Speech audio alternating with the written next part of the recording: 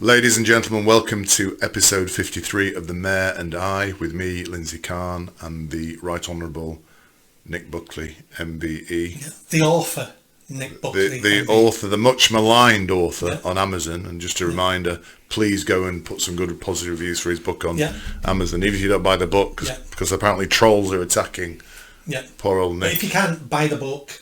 buy the book ideally, yes. If you want to understand why we've got in such a mess and what the solutions are and what you can do as an individual to be part of the solution, that's the important bit.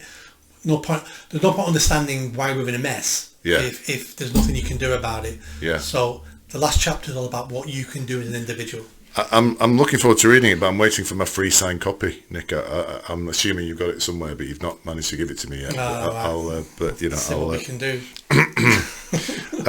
So episode 53 of The Mayor and I, where we discuss topical events, mainly on this side of the Atlantic, but we're going to talk about some other stuff today.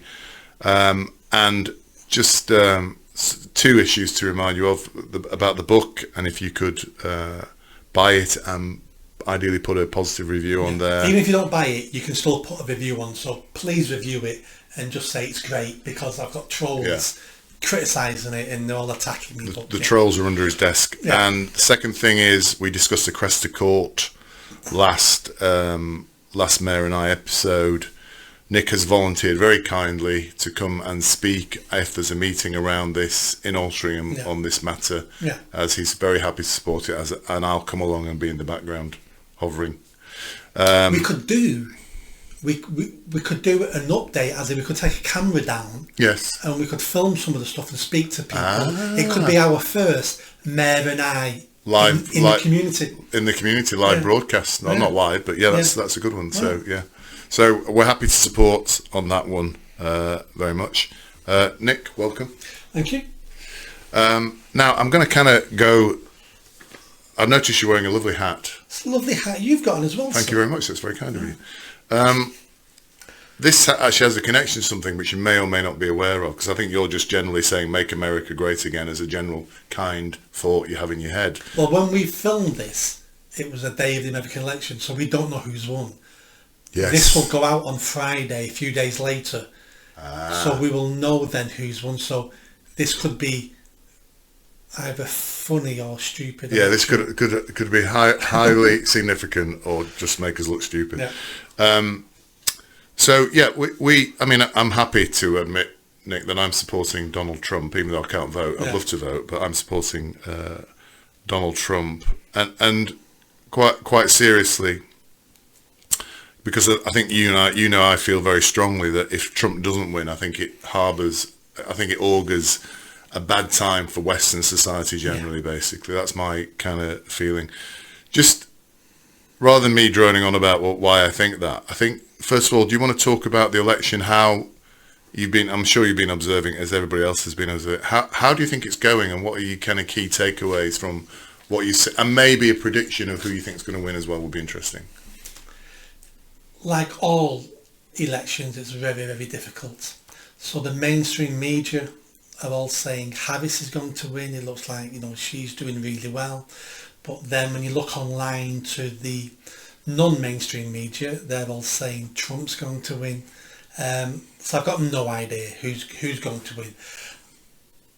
It's not that I want Trump to win. I think we need Trump to win. Not because he's perfect, not because of anything like that, but he is the best of a really poor choice of what we've got in America. And I don't think the world could survive 5 more years of a Biden-Harris presidency. She is unintelligent, never achieved anything really in her life, flip-flops on everything, can't put a sentence together. We believe she's a bit of a DEI hire as well, don't we, I think? That's not debatable. All right. When Biden became president, he said he will pick a vice president who is a black woman. So all you needed to be vice president was a black vagina. That's all you needed. So she's 100% DII hire because he said that's what he wanted. Yeah. Although, yeah, saying that, a black woman could have been a black male, a man pretending to be a woman as well, though, couldn't But he? then she wouldn't have had a black vagina. Oh, did he specify He the didn't say vagina? vagina. All right, okay. Yeah, no, when I said a DEI hire, I've heard stories that she didn't necessarily pass all her, she was a lawyer, wasn't she? That she didn't necessarily pass all her exams and things like that. I don't know if you've heard those stories. Well, in America, with affirmative action, Yeah. many black people have appointed positions who weren't the best because that's affirmative action. First of all, that degrades the value of black people who are amazing. Correct. And you can knock the socks off white people. Yeah. That degrades them because you start looking at people going, you're just a DI hire as well. So that happens in America. Really, really bad way of doing things over there. We have talked about that before, and I've talked about my personal experiences coming across black professionals and that seed of doubt going into my mind about, are they here because they're actually the good person or competent person I expect them to be, or are they here for other reasons? I think that is a genuine thought you have now. It is, absolutely. Yeah. I just think Trump by far will be better than Harris. He is more economically literate. We only have to look at the 4 years he was in power. Last time things went well for America, and then since then everything's got worse across the globe. And if he can change things and do things well, we've got something to look at to say we want some of that. That's what we. So if he can end illegal migration, if he can deport the illegals, if he can reduce taxes and get the economy working better, if he can start banning males competing in female sport, if all these things he can do, which he said he's going to do, then we've got a template. We can say to our government, it is easy. Trump's doing it in America, but at the moment when no one can seem to do anything, it's a good excuse for governments going, well, no one can do anything. Yeah, nobody else has done it, so why do you think we can suddenly do it out of nowhere? That's a really good point. And I get the impression as well that Trump is going to move quick this time. Because he tended to appoint government sort of what's the word I'm looking for, institutionalized appointees, didn't he, into the major roles, and he was then fighting the people he'd appointed himself. But I think this time he's going to move a lot quicker and put people in power that he knows are going to be loyal to him, basically. Have you seen the Joe Rogan interview? Yeah, I've seen, say, half of it, I think, yes. I've seen the highlights. Yes. For half hour, someone condensed it, and he talks about that there. Oh, does he? He was saying, basically, first time round, don't know what the hell I was doing. I've won. I don't know what to do. So I learned along the way because I made loads of incorrect appointments I had to sack because this time I know what I'm doing from day one. I know exactly who I'm appointing. I know how fast I'm going to move. I've got all the knowledge, the experience. Last time he had lots of people who wouldn't work with him last time. Yeah. This time, who worked against him. Yeah, this time he's got loads of people wanting to work with him. Yeah. So, and he also knows this time he's got 4 years. Yeah. He can, if he wins, he's not allowed ever to run for president ever again. Yes, correct. Because it's his second term. Yeah. So he knows. But the first time round, he probably was always thinking, don't upset too many people, take it slowly. I'll probably win again in 4 years' time. It'll take me 8 years. He now knows I've got 4 years. It's make or break. I don't care. Yeah. So I think he'll move a lot quicker. Yeah. He's one thing that was very interesting. I want to talk about some of the dynamics in terms of the propaganda in this election. But one thing I did hear the other day is that, do you remember a group called the Traveling Wilburys? It was a super group. It was George Harrison, Bob Dylan, Tom Petty. I know you're not really into music. I'm a lot younger than you. Yeah. I don't think you even knew who Richard Ashcroft was, did you, when I first mentioned it?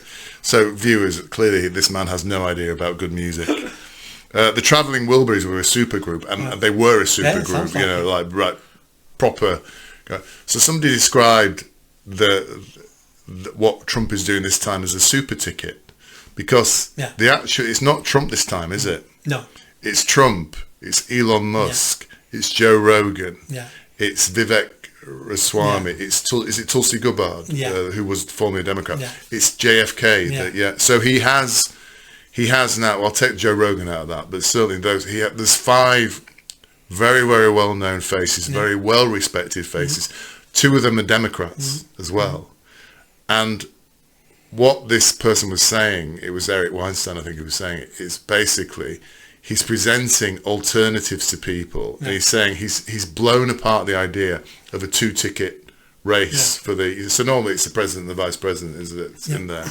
He's now created something different. He's created a super ticket. Yeah.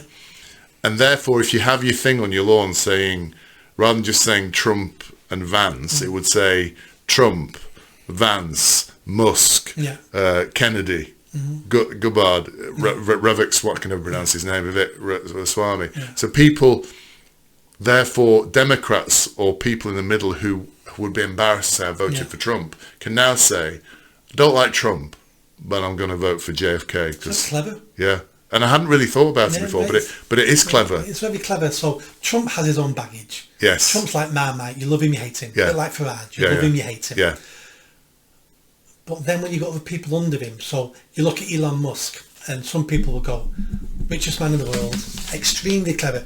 Look at what he's running. Yeah. He's running a car company, he's running a rocket, he's He's, you might not agree with him, but no one could say he's a stupid man. No.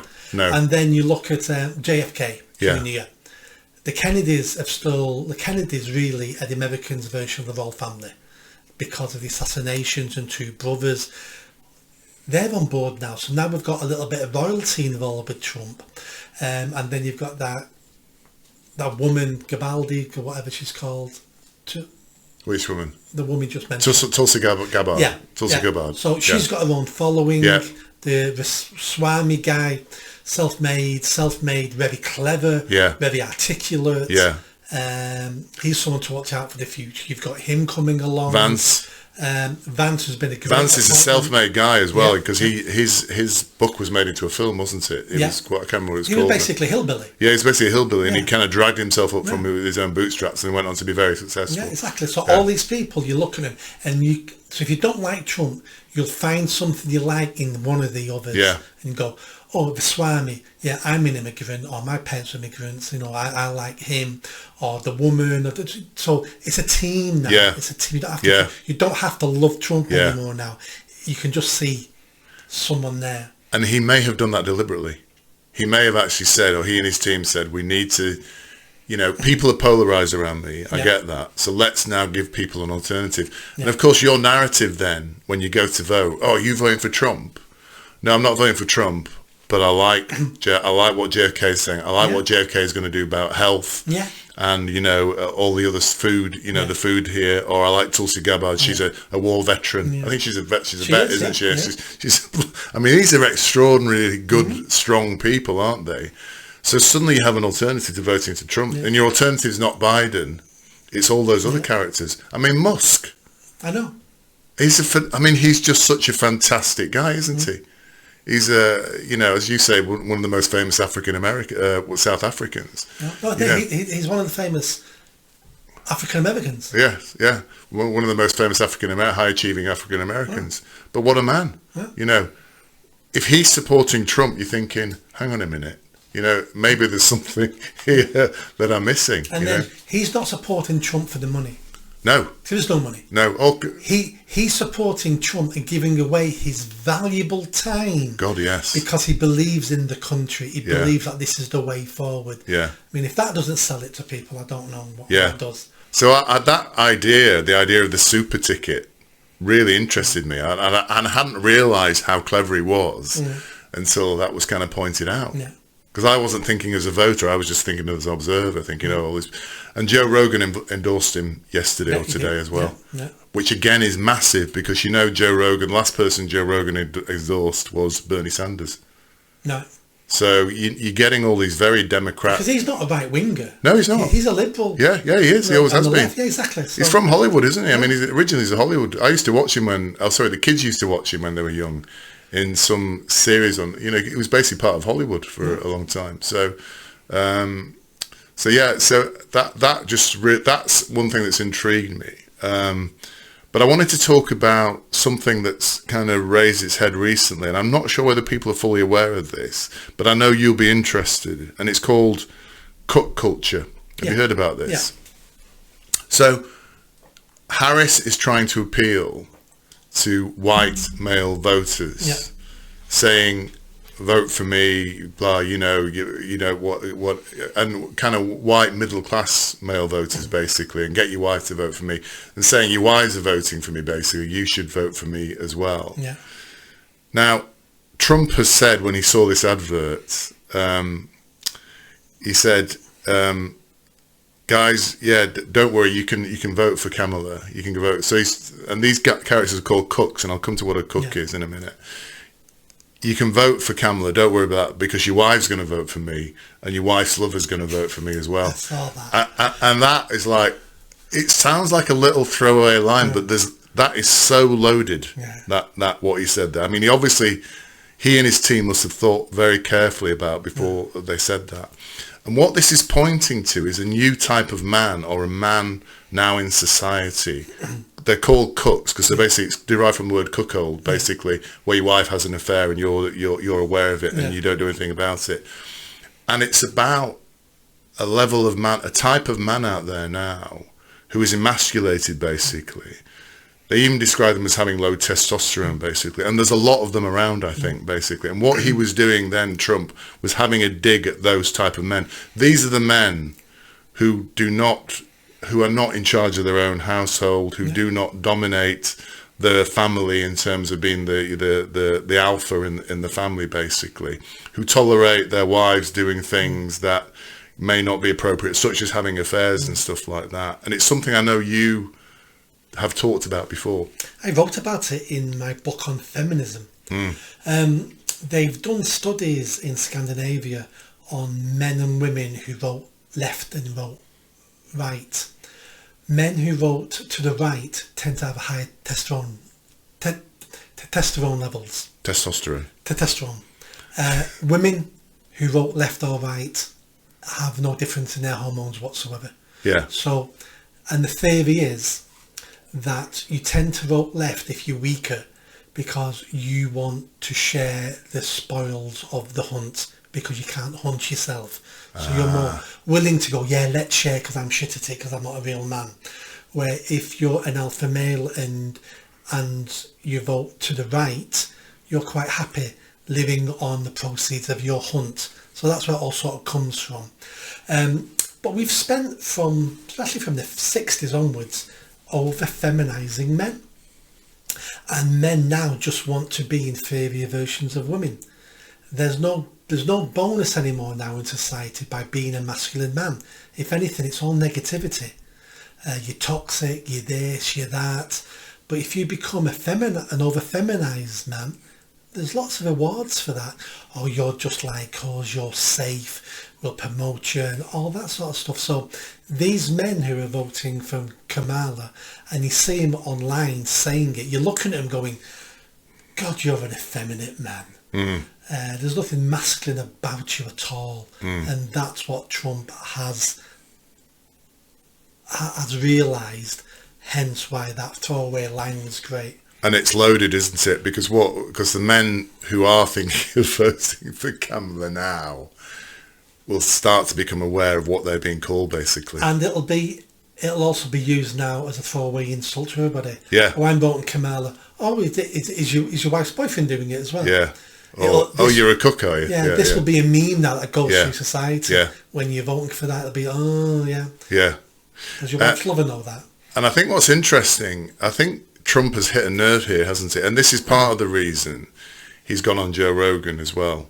Part of the reason Hulk Hogan comes to his things. Part of the reason he talks all the time about wrestling and boxing, and actually all the things I'm interested in, because I've got high testosterone, Nick. Honest. I'm waiting for you to jump in and say. The higher your testosterone, I've always struggled saying that. Yeah. It's probably not a good subject on the basis you can't say the word testosterone. The higher volume of male hormones you have in your body. I'm going to start using that phrase. Yeah. Big T. Call it the big T. The big T. No, people call it T. Just say T, yeah. But the more T you've got, the more chance you've got of losing your hair. It's T that damages your hair. So you're now basically trying to turn this into saying, because you haven't got much hair and I've got probably more hair than you, even though I haven't got much, you've got more testosterone. That's what the scientists say.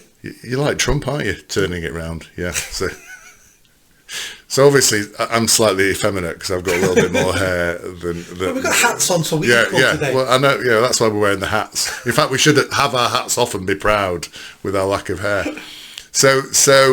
But apparently, he's tapped into a vein here as Trump. He knows he's tapped into a vein. Yeah. But what's very interesting is there are more young American males now moving to the right. I'm using the right. I hate that term, the right. You know what I mean? To more to the centre.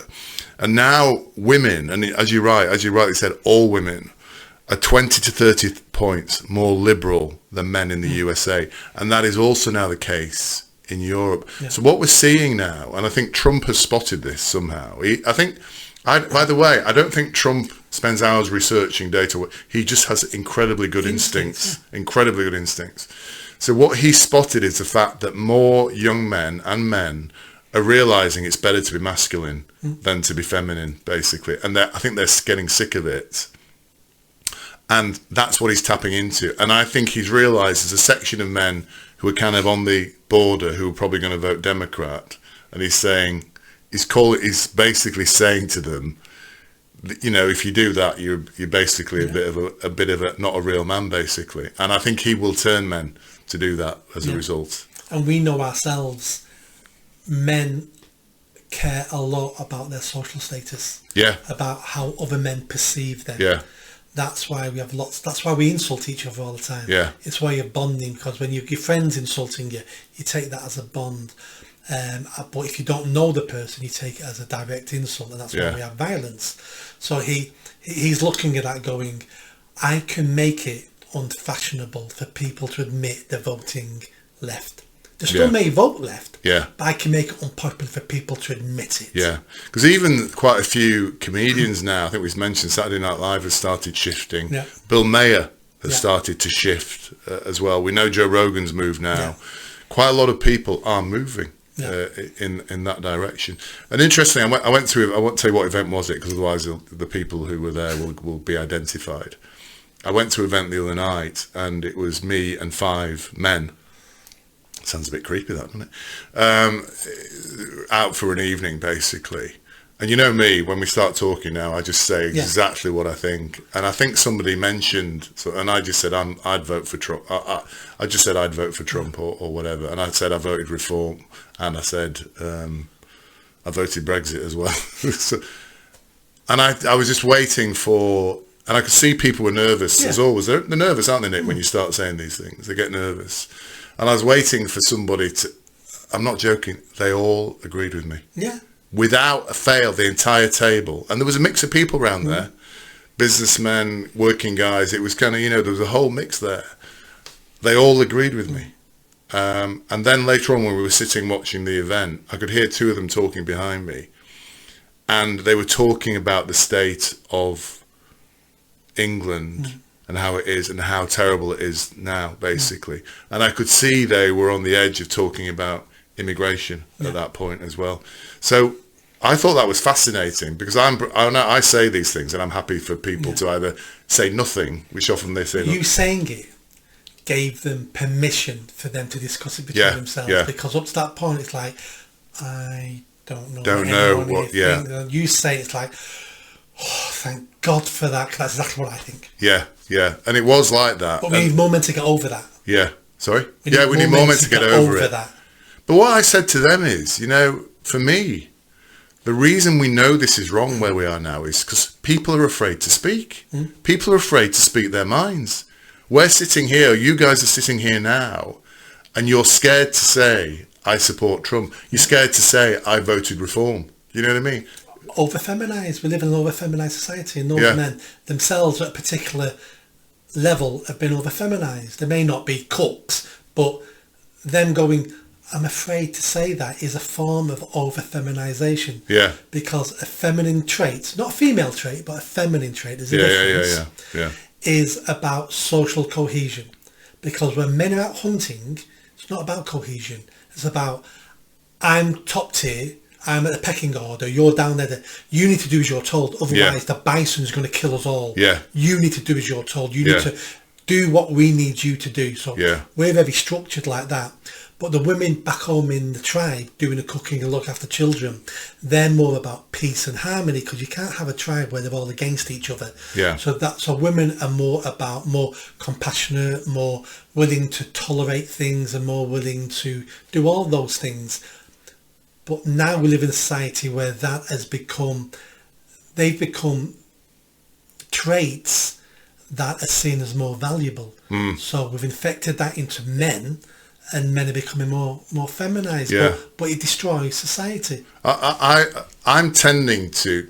I mean, I think you're often labelled a misogynist by people. People you may know. Yeah, but that's only your wife. Yes, I know. I didn't like to say that. But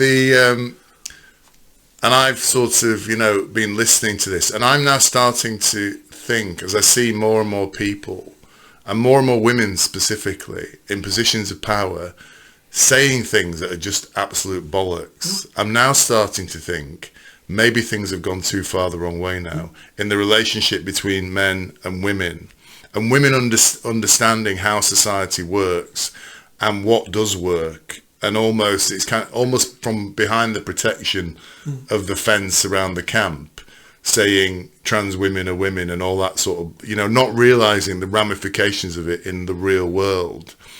And because of their this trait we're talking about, I'm now starting to think maybe your view is maybe more accurate than I have been giving it credence for, basically. And I'm sure this will lose me a load of support from our female viewers. But I just think, has it gone too far now in terms of how women are emboldened? And I'm saying that but as I see women become more emboldened, I see men become less emboldened. Yeah. So I'm just wondering, has that dynamic gone to, because there's got to be a balance, hasn't there? How men assert, there's got to be men, if you go back 30 years, men treated women not in the appropriate manner, and there were certain things happened in terms of abuse of women, the way women were treated or whatever. I think a lot of that was redressed. On the whole, women were treated a lot better in the past. Well, overall. Yeah, overall. But what I'm saying is I think there was sexism. There's no doubt about it. There was sexism when we were young, and certain things were said about women and that shouldn't have been said or whatever. And that a lot of that was fixed. And I would say in the 70s and 80s, we started to hit a nice balance point where the relationship between men and women looked quite good. Now, and men still spoke their mind and women were speaking their mind, and it was relatively balanced. Now it seems it's gone the other way. Men are cowering in the corner, scared to say things, as we were at that meal the other night. And women now speak freely. And I think I told you that I was out with my son and his girlfriend, and we were talking about abortion, and she said, "Oh, how can you support?" When I was talking about Trump, she said, "How can you support somebody who doesn't believe women should have a choice?" And I said, "Women having a choice is an opinion. It's not a right. It's not a certainty, but it's almost like this is the way it is now." And it's kind of, I thought that was a really interesting dynamic, and I just has it gone too far the other way? It has. So we need to look about the history of this. So there used to be two worlds, a man's world, a woman's world. The man's world was all about hunting and protecting the tribe.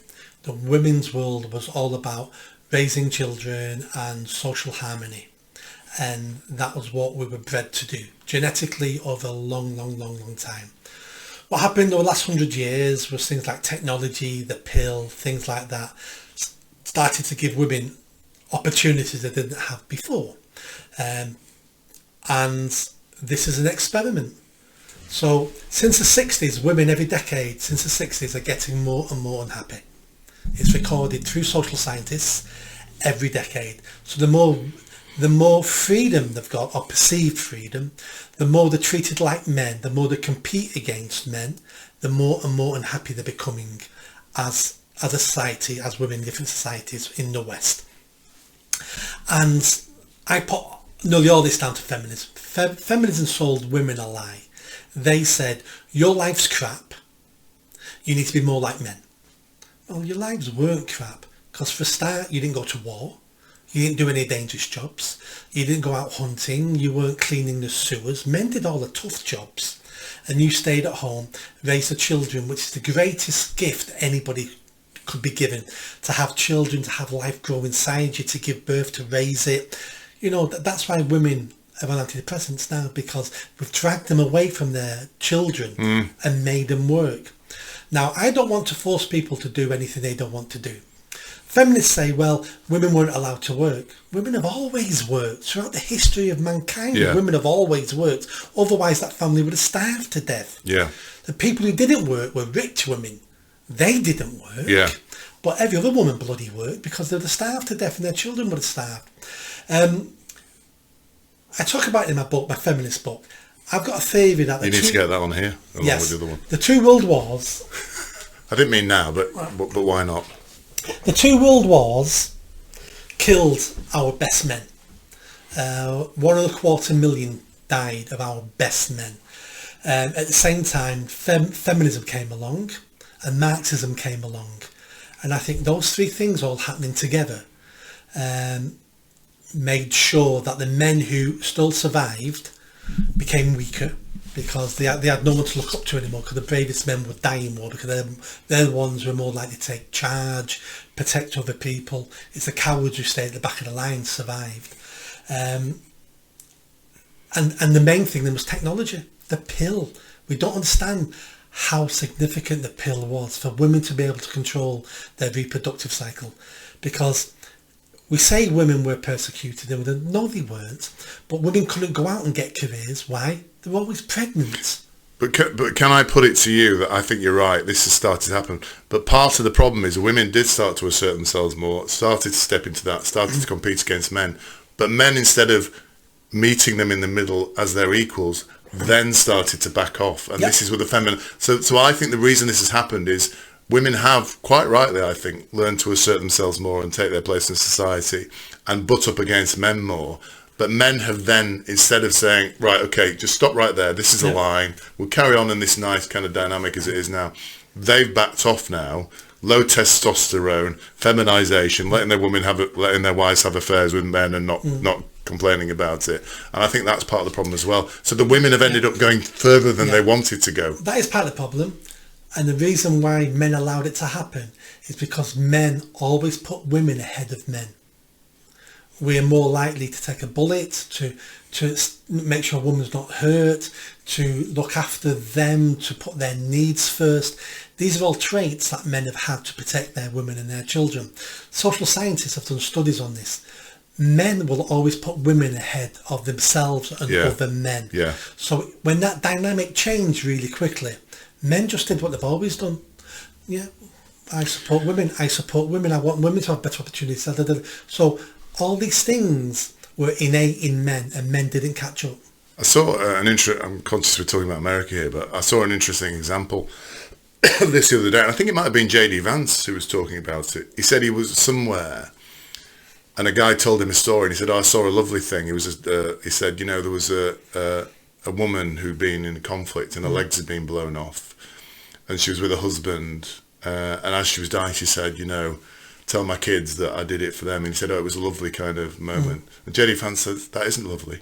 We should not be putting women in the line of fire. Our women, we are here to protect our women, not to put them in positions where they get injured in conflict and they die and they can't look after their children. But the story was related to him by somebody who was saying, it may have been J.D. Vance, correct me if I'm wrong, viewers. The story was put to him like it was a lovely thing, because she'd said, I'm dying for my country. How can equality not be a wonderful thing? And the truth is, the vast majority of men make better soldiers than the vast majority of women. Of course. If you look at the injury rate I couldn't find it for Britain when I was writing the book. I couldn't find stats for the British Army. I only could find it for the American Army. I can't remember the percentage now. It was high. It was something like 18% of the American Army is women. 78% of all leg injuries of soldiers in the American Army are women. Really? We call them the weaker sex for a reason. It's not an insult to call them the weaker sex. No, they are physically weaker. They're physically weaker. They're born to be weaker. Their hips, the angles of the legs, the strength, the grip strength, it's all weaker. That's not an insult. It's because you don't need tough and strong grip if you're raising a baby. So I've always wondered why that. I've never quite understood that. Why evolutionary and genetically women should be weaker than men. Because if you look at lionesses... weaker than men. Weaker than the males. Are they? Of course they are. Why do they do all the hunting then? Because the male role is to protect the lionesses. All right. The lioness's role is to do most of the hunting and rear the cubs. It's not a bad life being a lion, is it? Well, he's constantly fighting all the other lions who are coming along trying to cook him. It sounds like Sale on a Saturday night. Or maybe altering him on a Saturday night. Well, they will do now. Yeah. God. Simba! I missed it, and I meant to listen to it on the way here tonight. Nick, I apologise. We have a very good friend. We call him Rob. I don't actually know I do know his surname, Rob. He doesn't want us to mention it. All right, okay. We have a very good friend who happens to be an American. Yeah.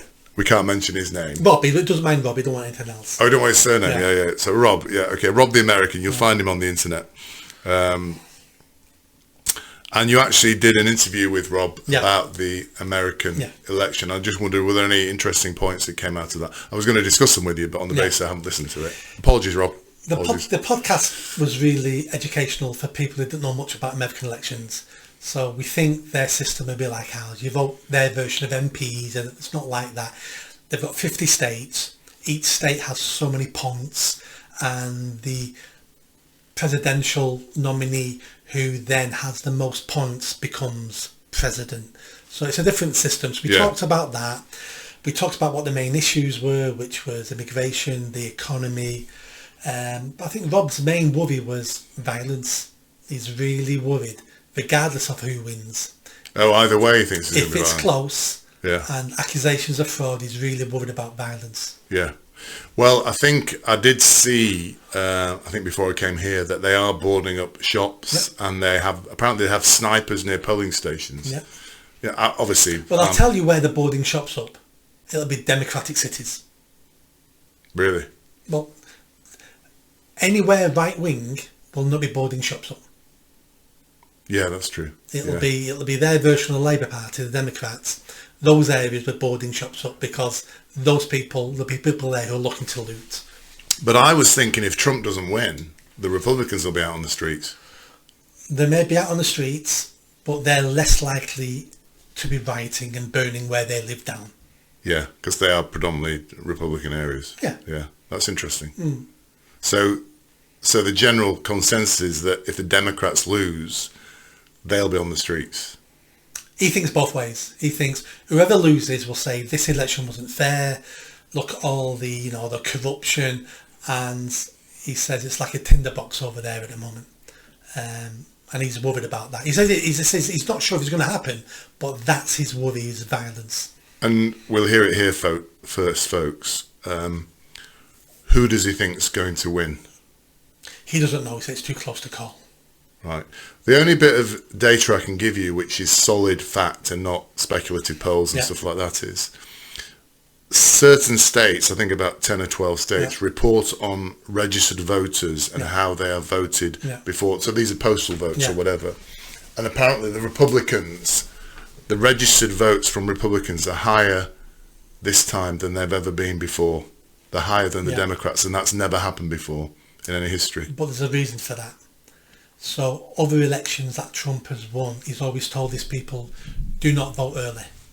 That's where there'll be corruption. Don't vote on the day, don't vote early.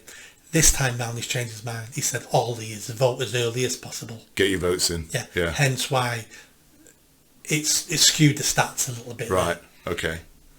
So that you don't think that gives an indication of what's going to happen? No. Because he's been telling everybody, go out early.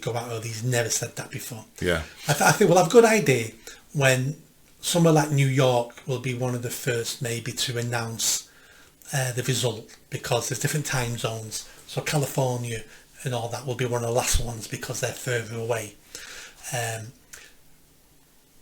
said to Rob, there's no point looking at New York and California because we know they're going to go Democrat. And he went, no, there is. We don't expect Trump to win them. Let's say we expect him to get 20% of the vote. But if he gets 30%, then that's a sign. Then we'll go, that's a big sign that he's doing a lot better. Yeah. And if you put that on all the other states, he's going to win all the states. So he says that every result, you'll be able to read stuff into it. Well, I have a contact in the States, a former colleague of mine, who supplies me with information. Unfortunately, most of the time he's behind everybody else because he's kind of not a conspiracy theorist, but because he's very careful. He doesn't WhatsApp me. He's always on messages. Yeah, pigeon. And he's also doesn't go on Twitter either. Right. So I think he's so he has certain limited sources of information. So he'll often send me something, and I'll say to my wife, oh, this has happened, and she'll say that's old news. So unfortunately he's about 3 hours behind the main information. But he has been saying that there will be Democrat states overturned in this election by the Republicans. That's what he's been saying. That's what he's forecasting, prophesying, which is quite interesting if that's the case. The closer the election result, the more likely those things will happen. But if one side or the other comfortably wins, that's probably the best result for no violence and no accusations of fraud. If you've won by 30-40 points, then that's done and dusted. If you win by or lose by 1 or 2 points, well, just one state, if you can overturn one state, that's enough points for you to win. So it all depends how close it is. I was hoping for some insight from the Rob interview, but it doesn't sound like there was much. There was no insight. I'm not going to listen to that one now. Yeah. I want to carry on talking about the USA, if you don't mind, because I was also watching an interview by a chap called Eric Weinstein. Yes. And there's two brothers. One's called Eric, and I always forget I get them confused all the time. I don't know if you remember what the difference. I know of them. I know Eric more. Yeah. So Eric Weinstein was being interviewed by a very good friend of yours, Winston Marshall. Right. And it was really, really interesting. That's why I sent it to you. I said, if you get a chance, I don't think you've had time. It's a long interview. It's like an hour. That's the problem. So it's a big commitment. So it's interesting because Eric was being interviewed by Winston, and then Winston somehow managed to interview his brother.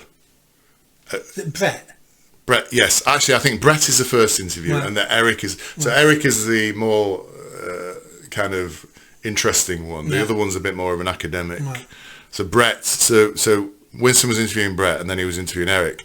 And I think Eric Weinstein, who's quite a volatile character, I think took a disliking to Winston. So that interview is completely different to... Because he was interviewed by Chris... Is it Chris Williams? Yeah, Chris Williams. So Eric was interviewed by Chris Williams. It was a really good interview, and they obviously had the charisma. And it's interesting to see that the fact that different podcasters can generate different interactions from different, on the person. And I think Eric was in a bad mood, or Winston must have said something to him that pissed him off at some point. So it can be as simple as that. And then so I felt like actually putting in the comments, what did you piss him off or something, Winston? Because he was like, because I could see Winston desperately trying to bring. But the first interview with Brett Weinstein, which I sent you, is really, really interesting. And, the two of them chimed, and the whole conversation was really good. But the first thing that he discussed, and I want to just get some ideas to hear and just hear your thoughts on. The first thing that Brett said very clearly is the UK does not have free speech anymore. That's what he said. And it's like, I was like, whoa. It's like it was kind of... It's true. No, it was kind of, so the views of Americans now, certainly the more of the conservative Americans, and by the way, the Weinsteins are both left-wing, but their view of the UK now is that we have lost free speech. And that was quite a staggering thing to hear, basically. I'm not sure that Winston was staggered by it, but he kind of acknowledged the fact, basically. So we you and I are sitting here saying, oh, we've lost free speech, but we think we're in a minority, everybody thinks we're fine. We've now got the Americans looking, and certainly the right, not the right wing, the conservative Americans are looking over here and saying, unfortunately, the UK's lost free speech. What I want to ask you, first of all, we'll come to your opinion on that. The second thing is, and this is a bit I'd never heard before, and I wonder if you've heard it and whether you would agree. He said the reason we still have free speech, in America is not just because of the First Amendment, it's because of the Second Amendment as well. And what he was basically saying is, in your country, in the UK, if they take away your free speech, you can't do anything about it. All you can do is go and protest, they'll lock you or whatever. Yeah. He said in America, they're far more nervous. The elite, the globalists or whatever, are far more nervous about taking away the rights of free speech from the Americans because they know that the Americans, half of the American population have guns. And I thought, bloody hell, I'd never even thought about the link between the two. And then, of course, a whole panoply of ideas came to my head then. That's why the Democrats are constantly trying to get guns banned in the States.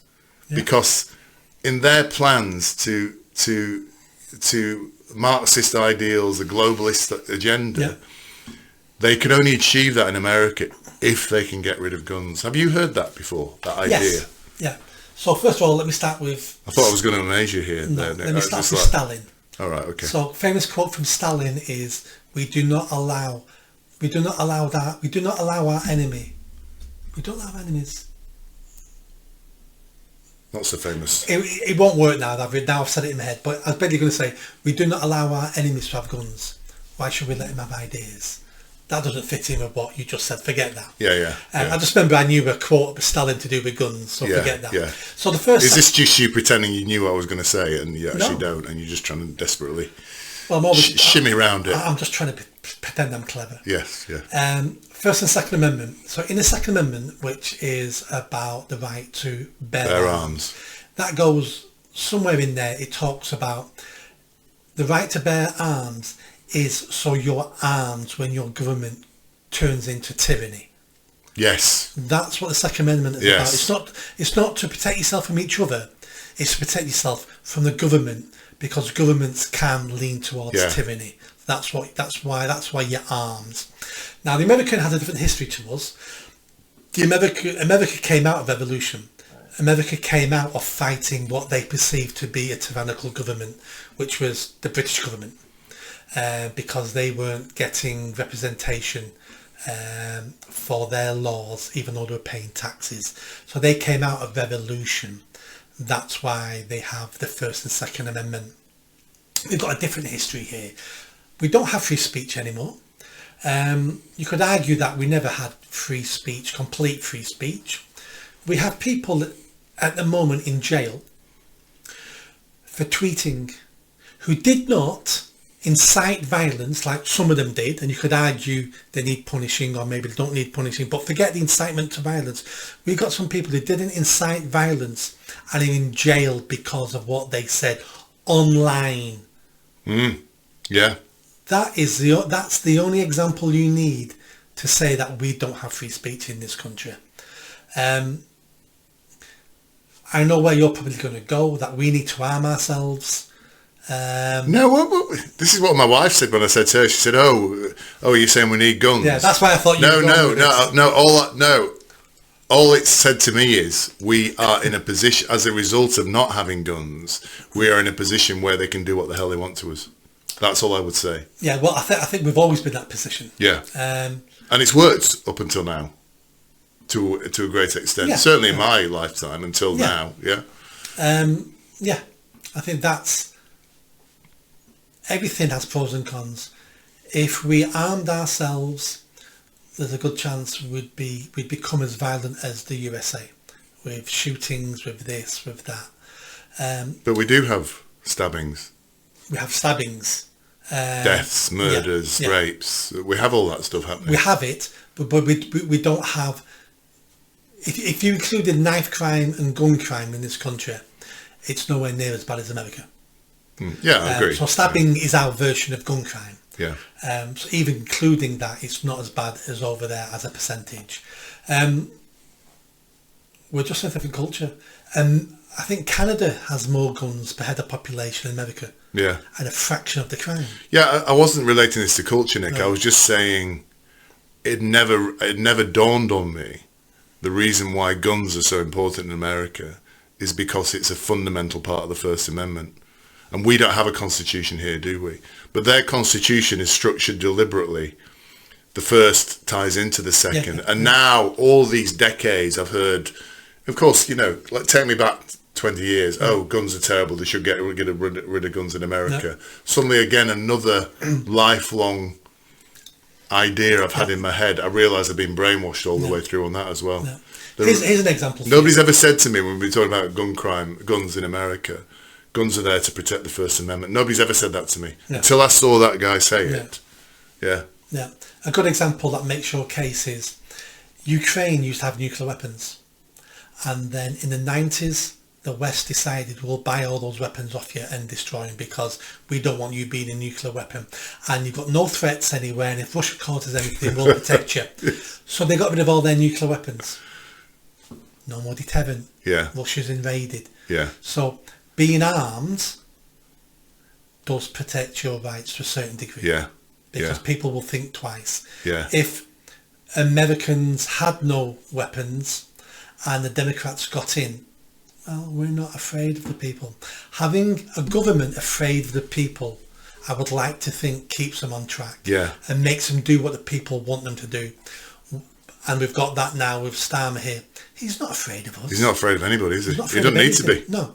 He's controlling the press. He's locking some people up, and we're over-feminised. We're cowards. I've had so many people say to me online, men, who agree with everything I say, but then will say to me, it's all right saying men should be men and sticking up for and all that, but I've got a wife and I've got a mortgage, I've got a family, so I'm saying nothing. It's like, well, you've just been my case for you.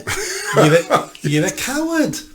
Now, I'm not saying that's a derogatory term. I'm saying that as a descriptive term. You're a coward. I understand why you're doing those things. But it's like our red pill friend, isn't it? They're using it as an excuse. I would like to save England, but it's too scary. Well, you're a coward. So I guess the question then is, and I've not said we should arm, how does this government become afraid of the people? Because what you're saying is, to prevent tyranny, the government has to be scared of the people. How do we get this government scared of the people? I guess that's my question. So there's not one simple answer. It'll be a combination of showing them that they're going to be unelected next time round. So that's why local elections this May is really important. Because if they get a trouncing across the country, that could bring the government down. That could change lots of their policies.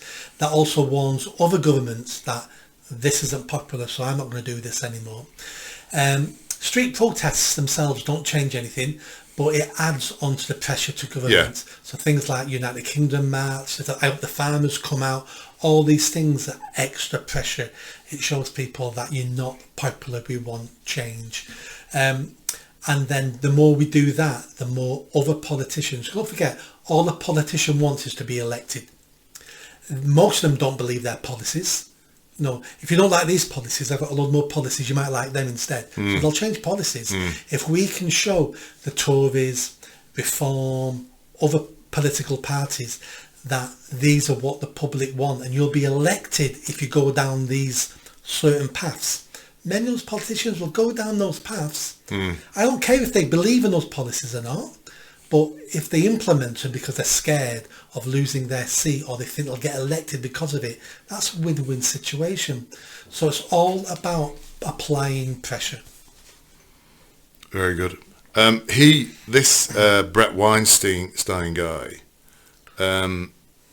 has a movement called Save Our Republic. I don't know if you've heard of it. So he brings together various people. But when he mentioned Save Our Republic, I was thinking about what would be the equivalent in the UK, because we always talk about England and this or the Patriots or whatever, but we're a monarchy, aren't we? So shouldn't our movement be called Save Our Monarchy, or Protect Our Monarchy, or Revive Our Monarchy? Nobody ever says that, do they? We don't, because the monarchy doesn't have any power, so it's a figurehead.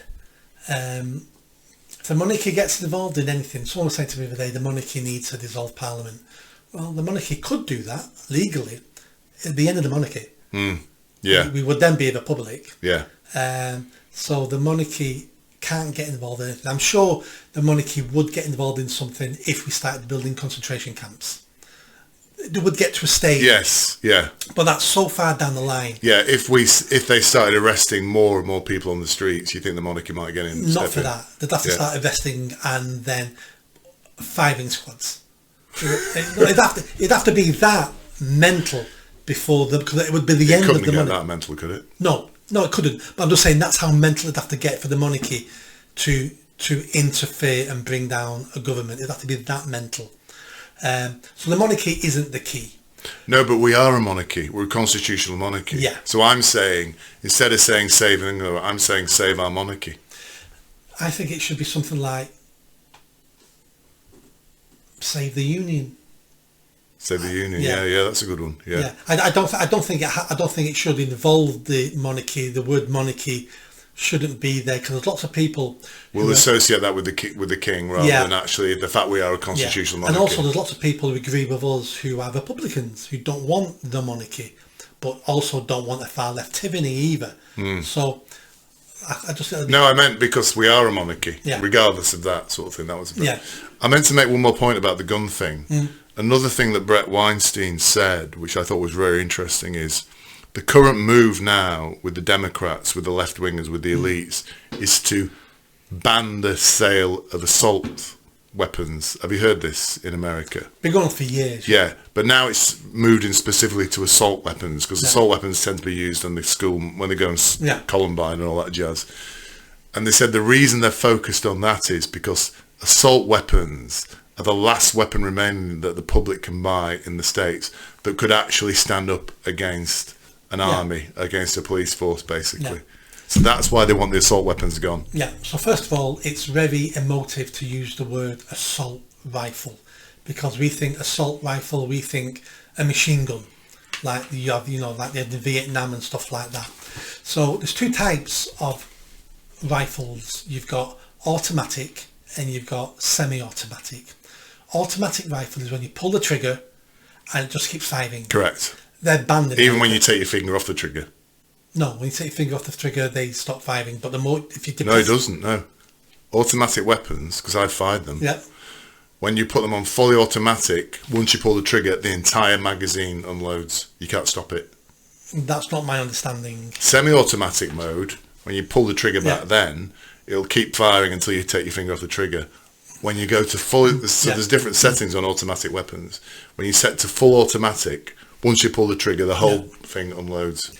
I'll disagree with you there. The main you can disagree with me. I'm right. Yeah. So a fully automatic rifle. A man in Las Vegas in a shooting gallery told me about that. Yeah. Well, whilst I was shooting a semi-automatic weapon. Yeah. He only let me put it on semi-automatic. Yeah. So again, I disagree with you. So a fully automatic rifle is when you pull the trigger and it will fire it until you stop pulling the trigger. There may be rifles out there that have been adapted that might have something else where it'll just all unlock, but they will. They are automatic weapons, but automatic weapons have different settings. Right. Fully automatic, semi-automatic. Semi-automatic is the one you just described. Right.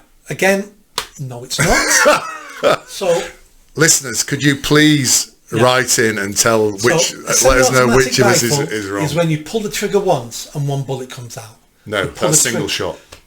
So you pull the trigger, one bullet comes out. You pull the trigger, one bullet comes out. That's a semi-automatic rifle.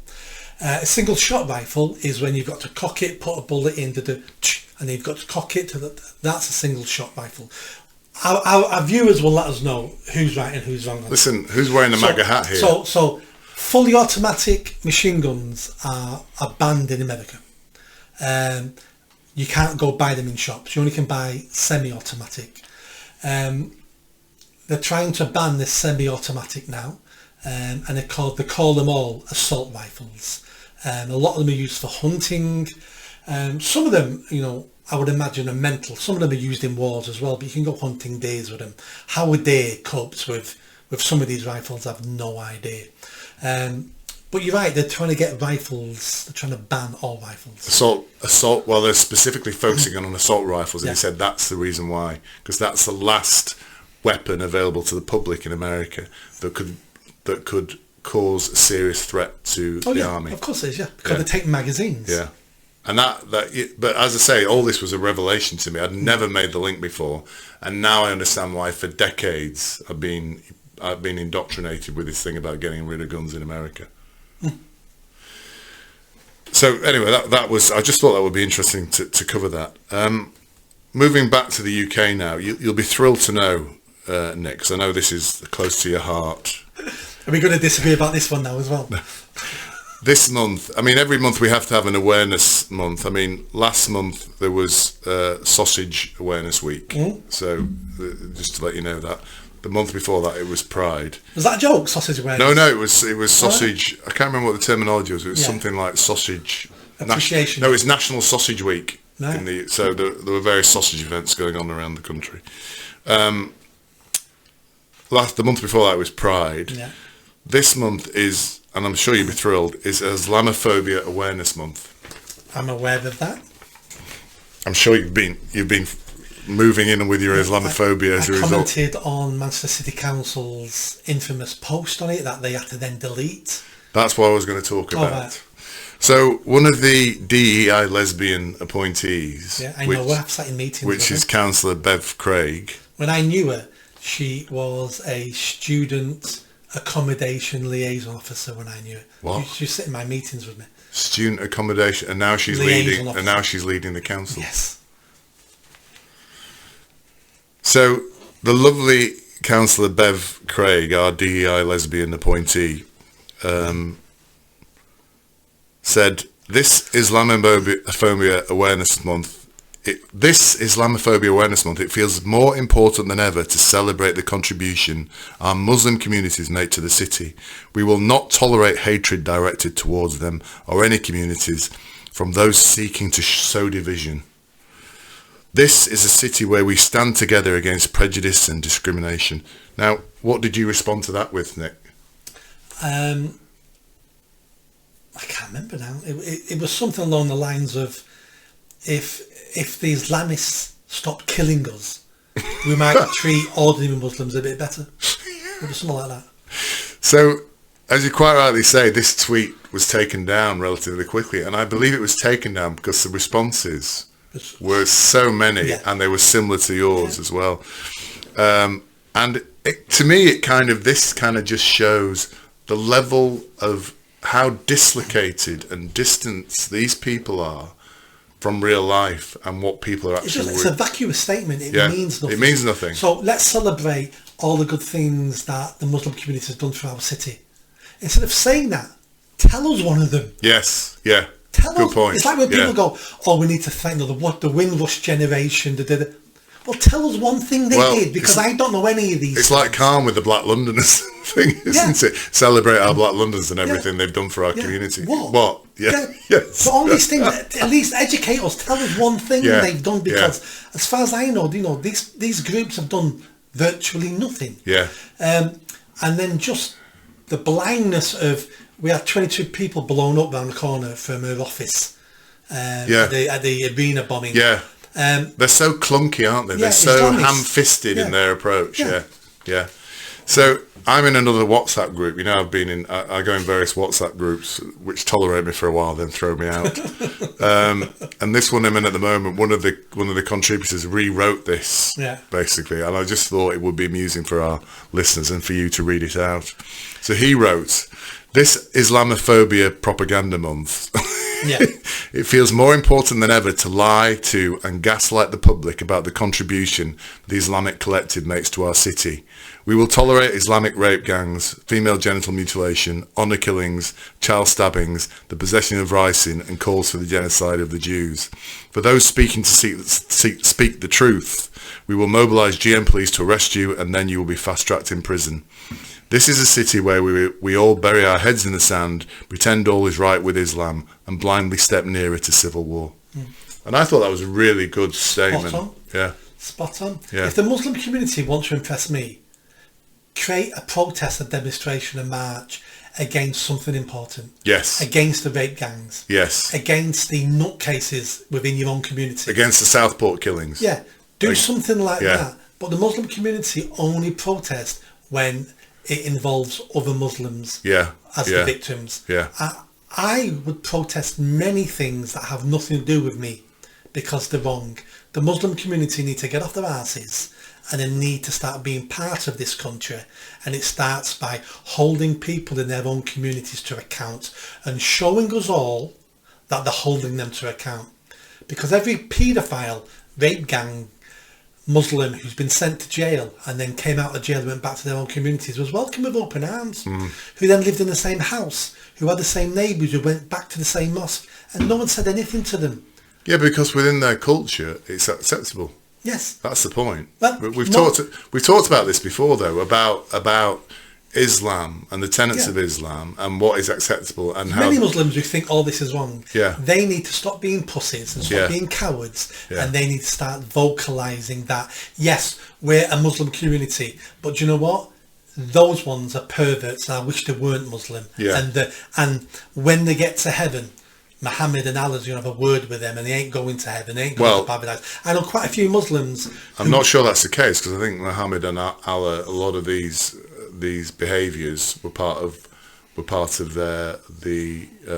Quran and the Hadith as well. So I think you've got to be careful there. No, but you can also point to things in the Bible, and you know people got murdered in the Bible by the prophets and stuff like that. Yeah. So keep going back to the scripture, I think isn't the way.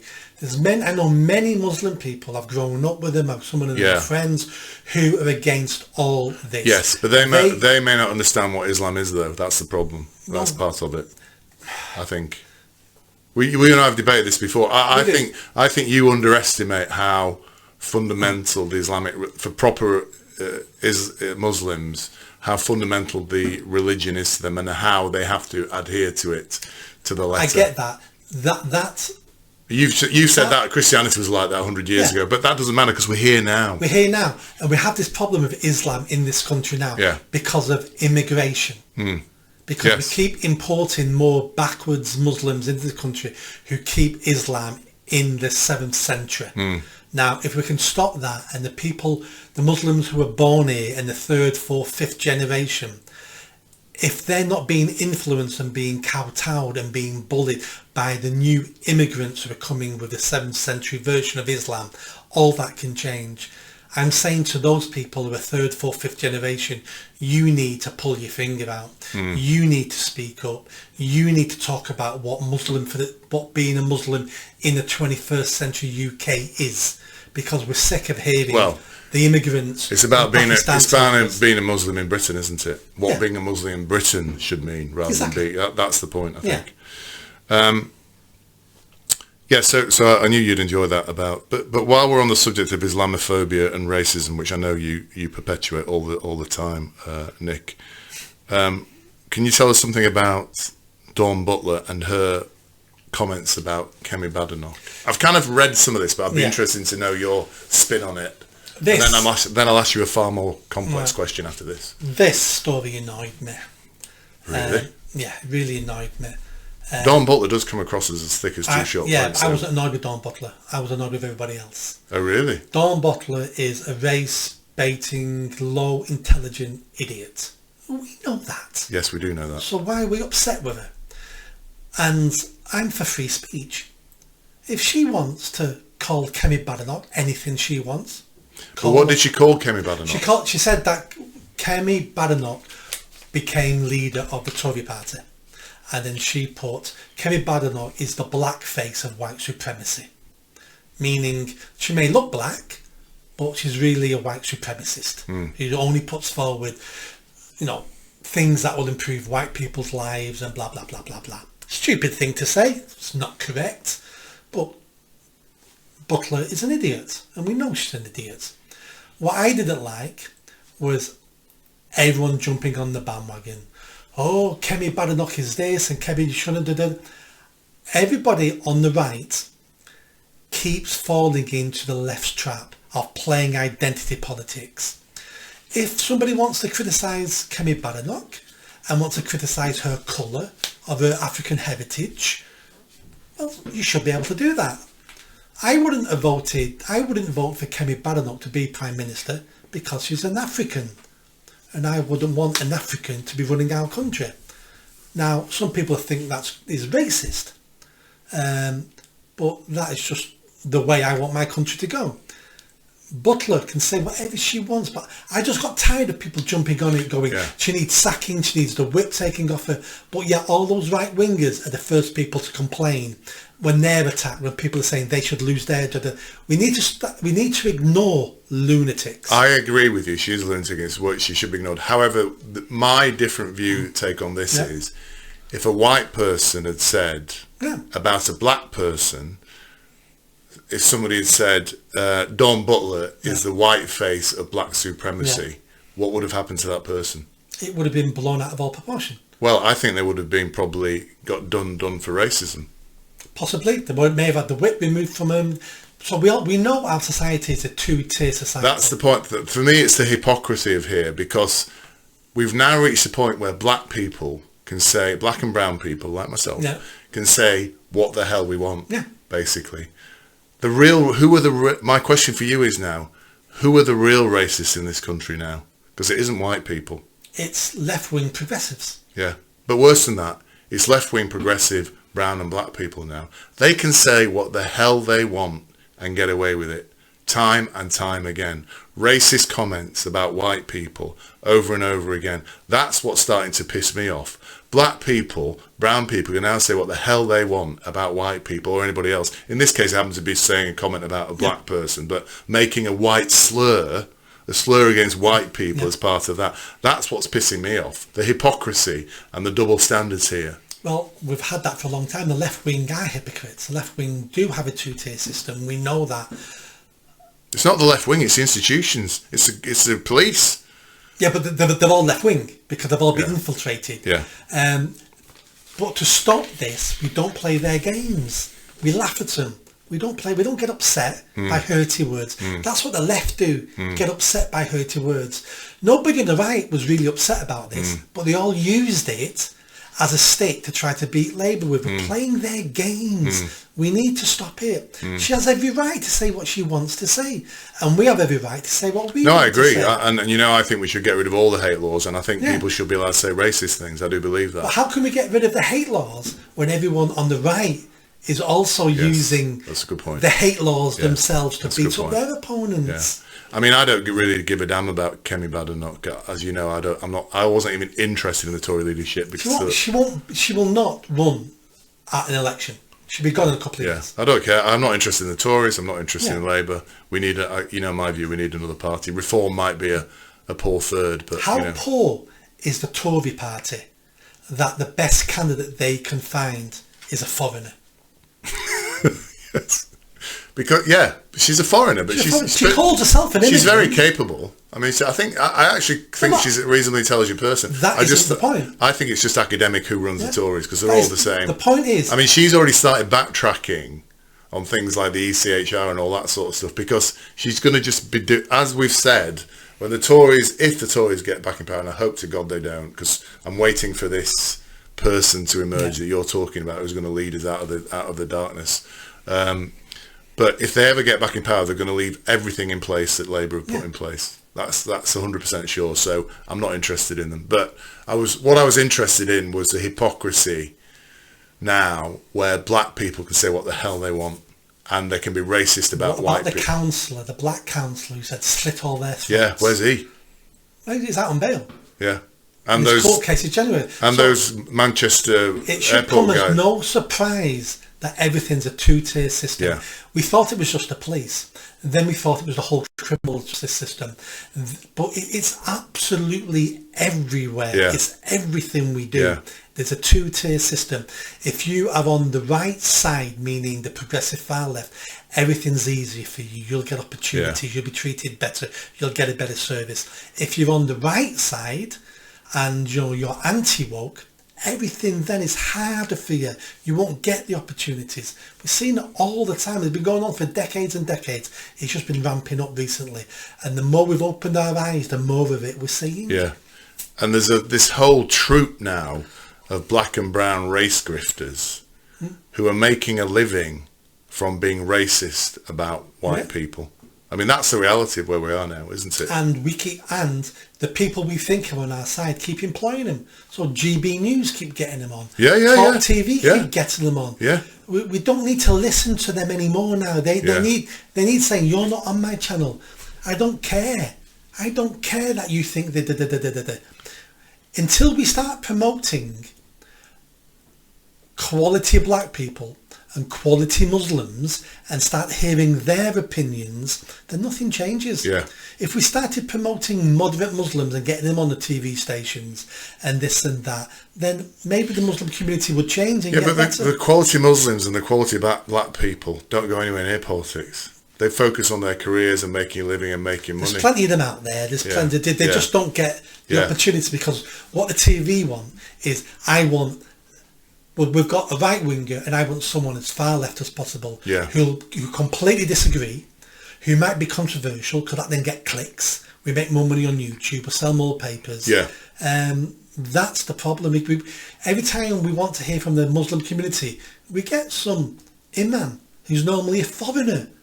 You don't speak for British Muslims. Or if it's a black issue, then we'll get some BLM supporting idiot who wants to defund the police. You don't represent black people. But the right keep doing it as well. Yeah, that's a good point. I want to finish on a little story that kind of, again, is close to your heart, Nick, which is about cleaning up. People cleaning up litter.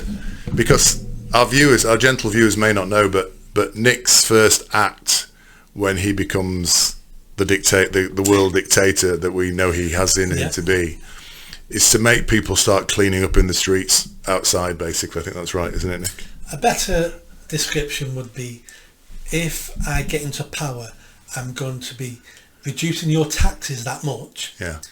Means we're going to have to slash council budgets on local services, which means you may have to clean up outside your house on the pavement because you're paying so little tax, there's no money to pay for street sweepers. All right. I thought you were going to make it compulsory. I had the idea there'd be like Black Mariahs driving around the neighbourhood, and if you had a little bit of litter outside your house, they'd be breaking the door down and arresting you. I want people to take responsibility for their communities, and the quid pro quo is you'll be paying a lot less tax. How about, Nick, just leave us alone and let us do what the hell we want? Anyway. Oh, so you don't want to pay less tax? Well, yes, I do want to pay less tax. So if I half your tax bill, would you be okay to go outside your house every now and then and pick up I'm not. Chippy I'll leave it. Some coats? I'll just leave it there. Well, the Black Mariah's coming for you then. Anyway, there's obviously horrific things happening around the country, like that young girl being stabbed in the neck outside. All these horrific crimes against people, a lot carried out by... And people in Altrincham at the moment will be worried about that, because that was a migrant hotel. But rest assured, because the councils are on top of crime. Because there was a chap called Mr. Davis. I can't remember. I had his first name here, but I haven't got it. He's in Aldridge, which is in Walsall, apparently. I don't know yet. He obviously, maybe he's listened to this broadcast. Because he and his friends, he's a pensionist guy, quite old. He's quite infirm. He's got a walking stick. He and his friends get up early every morning because they're retired. So they drive to a particular beauty spot in Walsall, and then they spend an hour or so picking up litter, just as you like to do. So they drive there, do all that, and this guy is committed to the community, Mr. Davis. So about a few weeks ago, he went there, and he put us during the period, because he's tired. He's an old guy. He's got the stick. He has to rest, so he rested at the side of the road. And then it was time to go. He got up and left, but he left his walking stick at the side of the road. Anyway, this was all filmed by the Walsall City Council on their CCTV. They obviously managed to take a picture of his number plates. So you're looking forward to a heartwarming story now, aren't you? I see where this is going. About a week later, Mr. Davis received in the post a letter fining him £150 for littering from Walsall Council. That, Nick, is how we are tackling crime and all the horrific things that are happening in our country. Two things. The first thing is, when he appeals, it'll be thrown out. As in, it'll be fine. Oh no, this is more difficult. He can't appeal because you can only appeal online, and he hasn't got a computer. Right. Well, now this is an actual story. Someone would have done it for him. So this is going nowhere. But that's not the problem. The problem is, whoever looked at this CCTV would think a pensioner is littered somewhere with a walking stick. Now, to commit the crime of littering, there has to be intent. There has to be intention of leaving that stuff there because you don't want to dispose of it. Leaving a walking stick, there's no way you'd have proven in a million years the intent there. He's lost his walking stick, he's put it somewhere, forgot it and walked off. How the council and the managers at this department signed this off and thought this was worth investigating and finding him is one of two reasons. The first reason is this is a private company working for the council who are on commission. Maybe, I don't know. So they keep, this is what the councils do now. So all the littering fines in Manchester City Centre, private firm, they keep a percentage of how much they fine people. So there's a finite incentive to do that, man. Or people are so poorly trained and have no common sense. And the managers should have looked at that and went, do you know what we should do? Now you've got his number plate, you need to go to DVLA, let's get his number, let's write him a letter and tell him we've got his walking stick here because we picked it up because we've seen him lose it. That's what they should have done. But an easy fine on someone vulnerable. 15 years ago this would have been, I was talking to, I can't name him, I don't even sure I work there anymore, but I was talking to one of my ex-colleagues at Manchester Council who was saying about the people walking on the city centre issuing fines in the city centre. And he said to me, if the press ever find out, I went, what? Tell me. He went, if you look at the stats, who are fined in Manchester City Centre for dropping litter, for dropping cigarette butts, it's old people and women. Really? I said, what do you mean? He went, we never find men because the people issuing the fines are scared they might be assaulted. So they look for women and old people dropping litter and fine them because they don't want to be stopping men because it might turn violent. And that council went for low-hanging fruit. Nowhere in a million years you think he's littered with that. I thought you'd like the story. And really, there's a moral in that story, isn't there? Go on. Don't listen to Nick's ideas about tidying up litter, because you'll end up being fined. I think that's it, Nick, today. To all our listeners, I'd just like to say, if we have any American viewers, please vote for Trump. And let us know if you're in America. Oh yes, if you're in America, let us know, and please. That'd be interesting to find out. That would be good. Okay. If we have any American viewers, please let us know, and please vote for Trump. If you get the chance, buy one of Nick's many books. Buy that book, my new book. That's the bestseller so far. Yeah, it's selling really well for nobody. And lots of feedback as well on it. Lots of feedback. Yeah. So go online and leave a review, even if you don't buy the book, because I've got some trolls trying to hammer the book at the moment. So it'd be good if you go on, take 20 seconds, put a good review on it, and then it'll start. And to those trolls, you've achieved nothing in your lives, so why do you even bother? No. And finally, if you like what you're seeing, give us a thumbs up, comment, and subscribe. Nick Buckley, MBE. Very nice to see you. Cheers, MAGA. We're taking this off now. Did you enjoy that video? I think you did. Come on now, hit that bell, subscribe, comment. Let's build this channel. I need more followers. I need more subscribers. Be part of the journey. See you soon.